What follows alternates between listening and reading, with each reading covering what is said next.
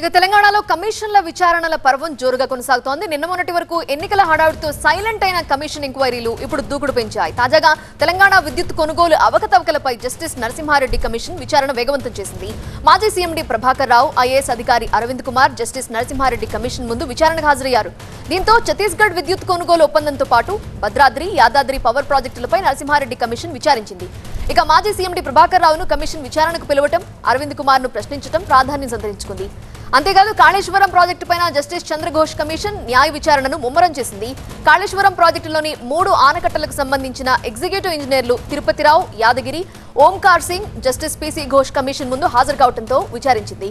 ఆనకట్టల planning, designing, constructions తో పాటు అనేక ఇతర అంశాలపై విచారిస్తున్న justice PC Ghosh commission tail water, velocity అంశాలపై ఈఎన్సీలపై ప్రశ్నల వర్షం కురిపించింది. ఈఎన్సీ అనిల్ కుమార్, ఇరిగేషన్ అధికారుల నుండి మరిన్ని వివరాలు రాబట్టేందుకు ప్రయత్నిస్తోంది జస్టిస్ పీసీ ఘోష్ కమిషన్.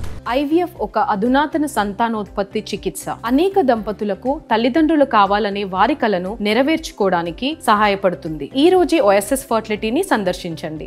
మరోవైపు గొర్రెల పంపిణీ పథకం కుంభకోణంపై ఏసీబీ దర్యాప్తును వేగవంతం చేసింది. ఈ కేసులో ఇద్దరిని కస్టడీలోకి తీసుకున్నారు అధికారులు. ఇటీవల అరెస్ట్ అయిన రామచందర్ నాయక్, కళ్యాణ్ కుమార్ ను విచారిస్తున్నారు. 3 రోజుల కస్టడీకి కోర్టు అనుమతించడంతో నిందితులను చెంచల్గూడ జైలు నుండి బంజారాహిల్స్ ఏసీబీ ప్రధాన కార్యాలయానికి తీసుకొచ్చారు అధికారులు.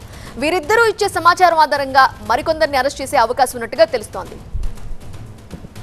సో తెలంగాణలో ఈ విచారణల పర్వానికి సంబంధించి పూర్తి వివరాలు అందించడానికి మా ప్రతినిధి శ్రవణ్ సిద్ధంగా ఉన్నారు. Shravan, over to you.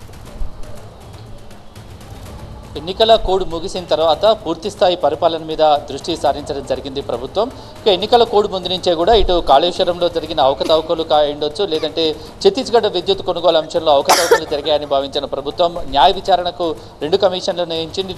Kaleshwaram న్యాయ విచారణకు జస్టిస్ పినాకి చంద్రఘోష్ అధ్యక్షతన, ఇలాగే ఛత్తీస్గఢ్ పవర్ పర్చేస్కి సంబంధించి జస్టిస్ ఎల్ నరసింహారెడ్డి అధ్యక్షన కమిషన్లను ఏర్పాటు చేసింది. 2 కమిషన్లు కూడా ఈ నెల 30 తారీఖులోగా న్యాయ విచారణ జరిపి వాస్తవాలను ప్రభుత్వానికి నివేదించాల్సి ఉంది. అయితే ఛత్తీస్గఢ్ పవర్ పర్చేస్కి సంబంధించిన కమిషన్ ఏదైతే ఉందో జస్టిస్ ఎల్ నరసింహారెడ్డికి సంబంధించిన కమిషన్ ఈ నెల ఆఖరులోగా అడుగున్న గడువులోగానే న్యాయ విచారణ జరిపి వాస్తవాలను ప్రభుత్వానికి అందించే అవకాశం ఉంది.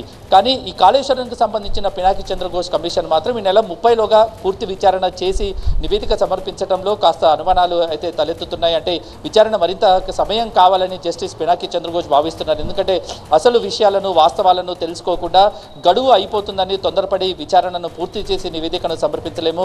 కాళేశ్వరం ప్రాజెక్టు విషయంలో కూడా గడువు విధించుకొని ప్రాజెక్టు నిర్మించడం వల్లనే నాణ్యత లోపాలు ఏర్పడ్డాయనేది జస్టిస్ పినాకి చంద్రఘోష్ అభిప్రాయపడ్డారు. కాబట్టి ఇందులో ప్రతి అధికారిని కూడా క్షుణ్ణంగా పరిశీలించి అసలు నాణ్యతలో ఎక్కడ లోపాలు జరిగిన విషయాన్ని పూర్తిగా తేలాలంటే మాత్రం కూడా న్యాయ విచారణకు ఎక్కువ సమయం పట్టే అవకాశం ఉంది. కాబట్టి ఈ నెల 30 తారీఖులోగా కమిషన్ ఏదైతే విచారణ పూర్తి చేయాలనుకుందో దానికి మరింత సమయం పట్టే అవకాశం అయితే చాలా క్లియర్గా కనిపిస్తుంది. ఇక ఈ 2 కమిషన్లతో పాటు మరో సంచలనం సృష్టించిన స్కామ్, గొర్రెల స్కామ్. ఈ గొర్రెల స్కామ్కు సంబంధించి ఇప్పటికే పలు అరెస్టులు చేయడం జరిగింది.